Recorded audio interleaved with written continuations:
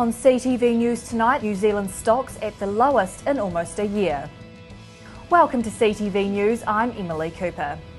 The families of February's earthquake victims are still struggling to get support from the government, with Earthquake Recovery Minister Jerry Brownlee announcing he believes the situation is different to that of the Pike River families. Family members of February's quake victims are still struggling for support from the government, with Earthquake Recovery Minister Jerry Brownlee reiterating on Friday that he will not review the decision for the government to legally and financially support the families. He says the inquiry is purely to find out why 2 buildings failed during the quake, and he says the government wants to find out why this happened just as much as the families. Not at this point. I mean, the inquiry here is an inquisitorial one, trying to find out why those buildings failed. We have as much desire to find out what happened as the families do. We don't have the same emotional turmoil that clearly is going to be ongoing for them for quite some time. But what Justice Cooper needs and his team is an environment where they can be completely inquisitorial and not feel as though there is some pressure for a particular outcome in this. But he says the government is not ruling out looking into it in the future. Eventually, when they make those findings, there could be other proceedings that follow, and at that point it would be a different matter. The families argue their situation is no different to the current Pike River disaster or the Cave Creek tragedy, where families received government support. But Minister Brownlee says there is a difference. There has been a suggestion that, well, look, Pike River is an example of where you should have done something. The difference is that there is no, at this point, this resulted from an earthquake, not from a suspected failure of some geology in the mine at this stage. And I'm treading on dangerous ground even suggesting those two. But I think the difference is that everyone wants to know for the long-term future of not only Christchurch but the country why those buildings failed. And once we understand that, if there are issues that relate to individuals' responsibility having failed, then clearly there'd be a different process. However, lawyer for the families, Grant Cameron, says he has no idea what the difference is between the disasters. I have no idea. There is no difference.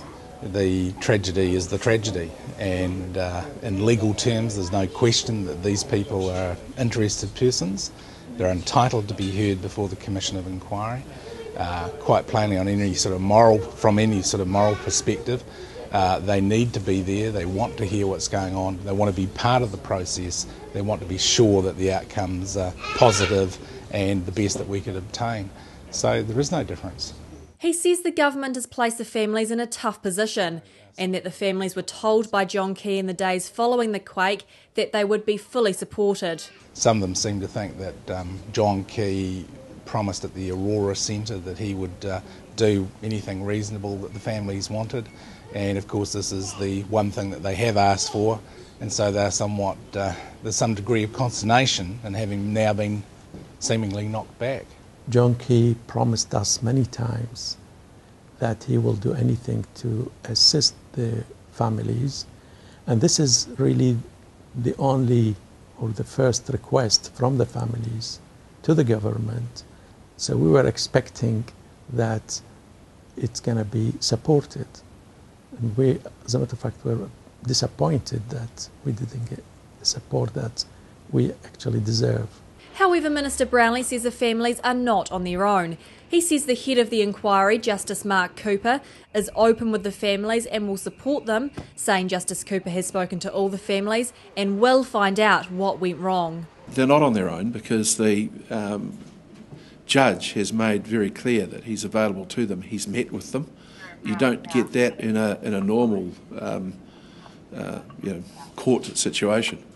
And their views are very much to the fore. I don't think there could be any suggestion that this inquiry is going to leave any stone unturned in looking to what the problem might be.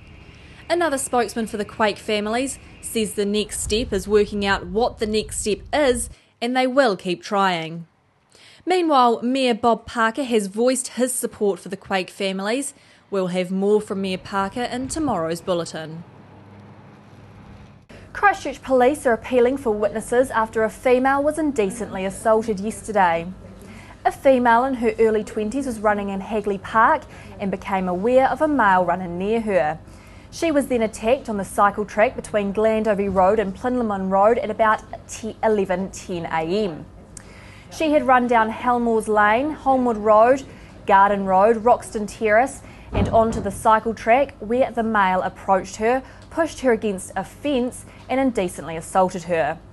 The young lady screamed out and the offender jumped onto a property bordering Plinlimmon Park and ran through the park towards Idris Road. A member of the public gave chase but could not catch the male. He's described as a European, 19 to 20 years, thin build, wearing a white t-shirt, black knee-length shorts and running shoes. Anyone with information is asked to contact Constable Nathan Lean on 374 1750. Coming up after the break, another vision for the future of Christchurch.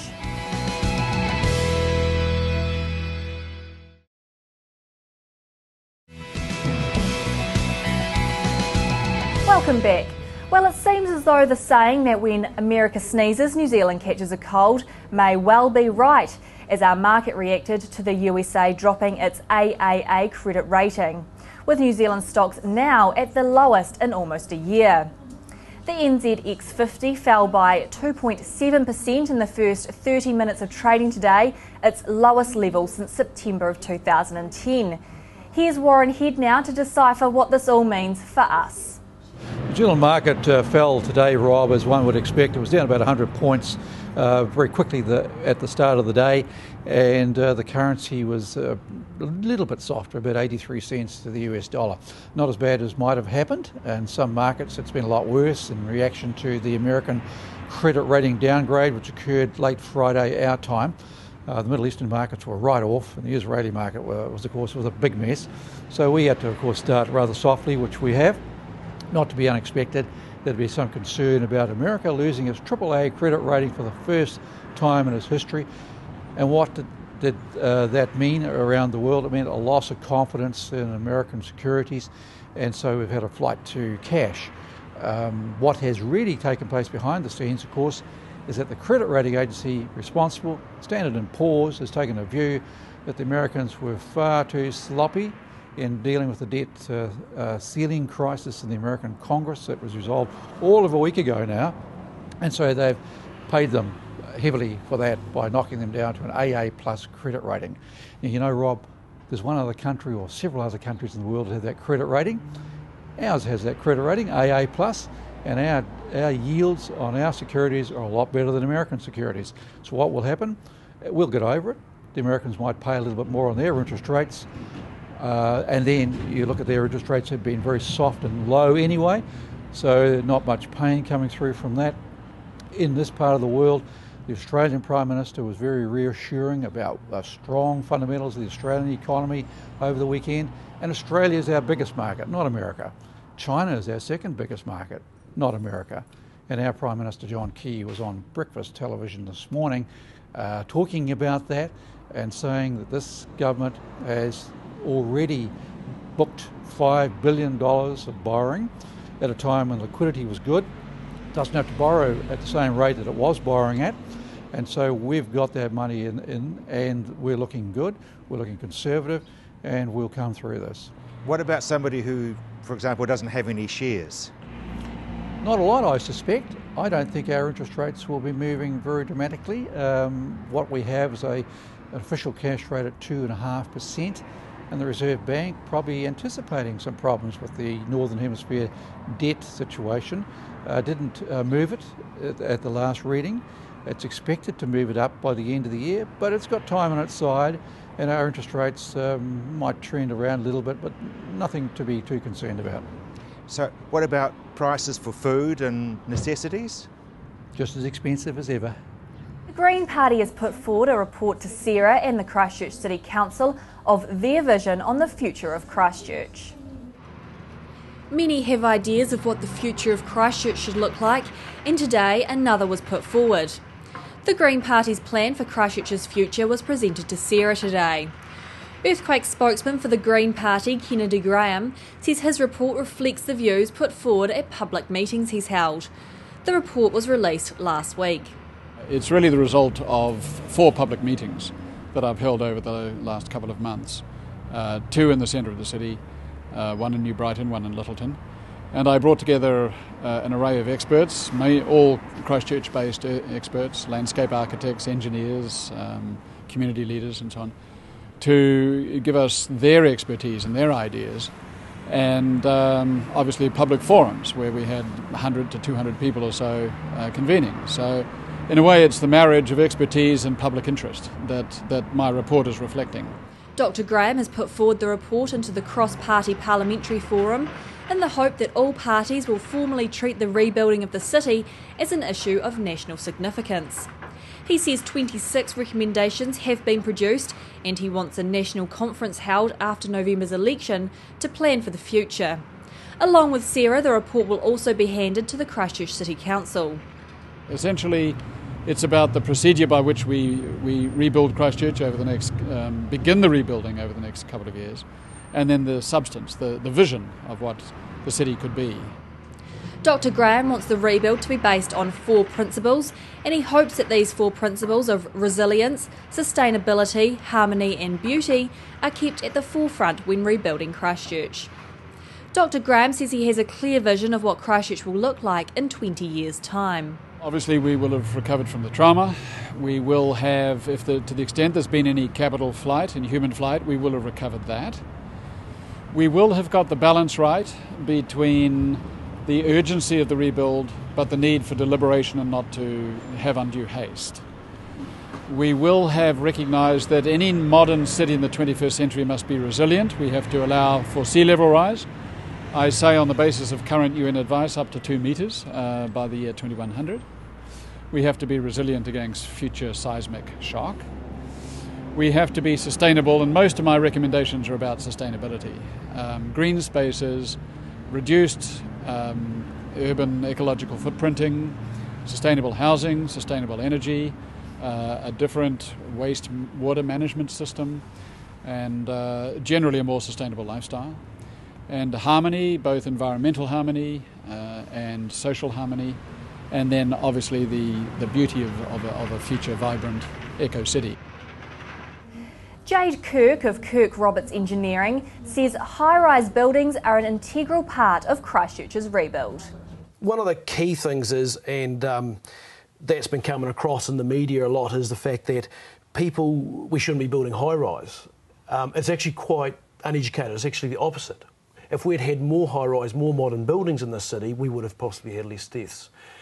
Tall buildings are safer. Tall buildings allow us to put the capital into the foundations to mitigate liquefaction, to actually solve these issues of liquefaction. If we built a city of low-rise, 2-storey buildings, right, and we had a major event again and everything liquefied, we lose all our buildings again. Yeah, that's fine, but where's the human element in this? Where's the staff that say, I ain't going any higher than 2? It's about education. Yeah, so we build it anyway and hope they'll go up. Well, look at it this way. Christchurch now is going to be the safest city in New Zealand. We've had a major event. All of our old stock, our old buildings, our weak buildings, that as engineers we've been telling people we have to strengthen this. We've been doing it for 30 years and the public won't listen, the business owners won't listen, they haven't been developed, so government hasn't been able to legislate to force people to do it. Now, in Christchurch, that's all wiped out. We don't have old buildings. They're gone.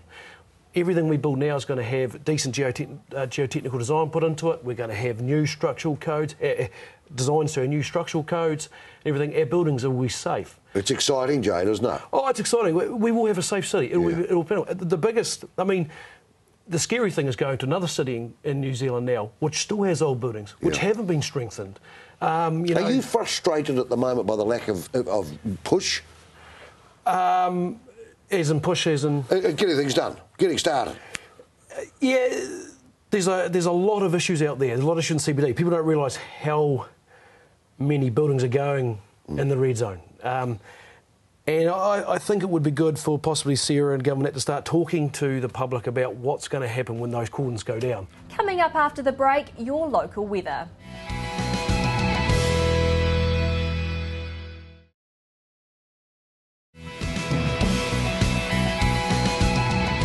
Welcome back. Local Labor MP Brendan Burns says of the 40 original buildings he hoped to preserve after September's quake, only 15 now remain. I think we've got to get some sort of stand around keeping at least a portion of our heritage. And in early March, Minister Brownlee said we're only going to need 4 heritage sites across the city: the 2 cathedrals, the provincial chambers and the Arts Centre. Well, I want to keep those, don't get me wrong, but myself and a group came together called Iconic, which said actually we need more than 4 sites. And we did a survey. We got eminent architectural historian Dr Ian Lockhead involved, and we looked across all of the landscape, all of the classified and non-classified buildings. 40 buildings. 40? 40. Yeah. That list was sent Realistic? to Jerry Brownlee. Yeah, Jerry Brownlee said it was realistic. Oh, well, he said it was reasonable. The trouble is, Pete, we're now down to about 12 still standing. That's of the creme de la creme. Of your 40? Of the 40 best, most important heritage cities in the inner city, they've gone. They've already gone. Who authorised that? Well, obviously, some were already damaged as of February 22. Some were further damaged as of June 13th. There is nothing really that actually intervenes to save these buildings. Look, think about the Guthrie Centre in Cashel Mall. Beautiful 19th century Venetian building. Might disagree with you, but that's okay. No, it's not a matter of like or not like. Yeah. It's not actually a facade that registered with me when I went up near the mall. Yeah. That's all I mean. Well, probably is a beautiful thing, but probably because there was such a lot of modernish buildings around it. That's what I was meaning. But actually, if you ever stood back and looked at it, it was an extraordinarily beautiful building. $500,000 was offered by a heritage trust to try and save that building. The owners looked at it and said, look, no, just not enough. And I can understand that because they're looking down the barrel of a 2 to 3 year period where they've got to wait for the city plan to come through before they can start implementing the plan, before they can get a new building or a repaired building underway and tenanted. 2 to 3 years without the income is one hell of a long time. You can't ask for any business. Too tough. It does. So what do we do? The government's got to come in and say, let's sit down, let's decide what is still standing, let's keep just even a portion of what we've got in terms of the heritage. Have they not done that? No.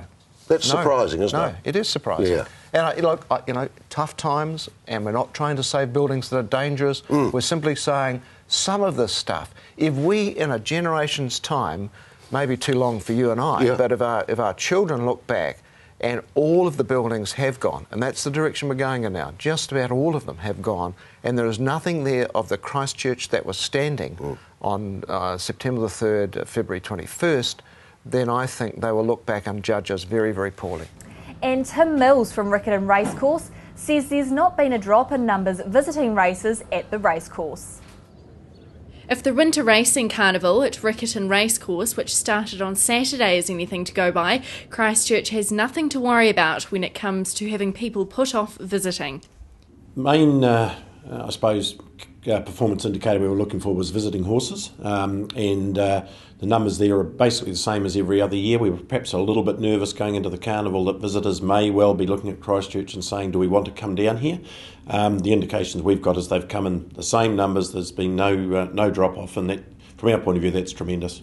The gut feeling after the first day on Saturday is they've had the same number of visitors as previous years, a great sign. We were a little bit nervous that they may not want to come, but there hasn't been any noticeable drop-off from our regular attendees at this meeting. Over the years we've got to know a lot of the people that do come in, the owners, the trainers, and they seem to have turned up this year just the same as they have every other year, so it's just life as normal as far as they're concerned. An excellent indication people are still willing to come to Christchurch. Speaking to the numerous visitors we've got, the earthquake situation hasn't been a factor in their decision. So you're looking forward to Cup and Show Week. That's pretty positive. So it's just as well the racecourse has held up, especially through the recent snow. Everything's held together really well, and the first day of the carnival on Saturday, Aussie Brown's Pharmacy's Winter Cup Day went off with a bang, and we're looking forward to Wednesday and Saturday for FMG Grand National Steeplechase Day. And with another event on Wednesday and the big one to finish with this Saturday, it's still early days in seeing the real number of race enthusiasts. Saturday's the climax of the carnival. We have New Zealand's second richest hurdle race on Wednesday, the Hands Grand National Hurdles, and on Saturday we have New Zealand's second biggest steeplechase race, the FMG Grand National Steeplechase. It's a tremendous race, 5,600 metres, 22 fences. The horses and riders have to jump. It's a big race day. It's our fourth biggest race day of the year. It's New Zealand's second biggest winter race day. So it's a big event and a good one for Christchurch to host. A great opportunity to attract visitors to the city. A lot of country people come to town for it, which again is good, attracts them into the city, and I think that's going to be pretty good for Christchurch as well. A sign racing and recreation is still a major part of Canterbury life, even if they're less willing to put money on it. That's CTV News for tonight. I'm Emily Cooper.